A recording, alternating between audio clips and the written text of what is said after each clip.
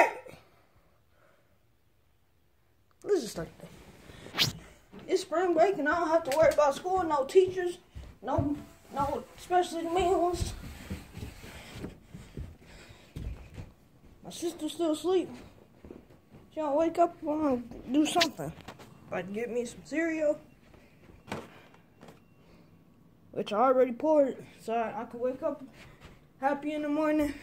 All I gotta do, get the milk, and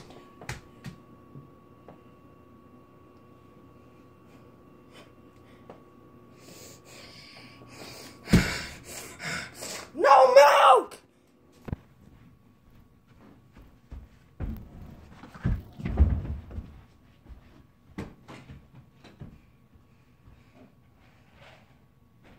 Ain't no milk!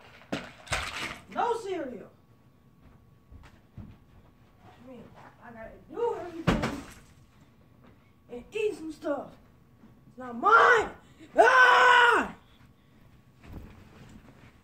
What?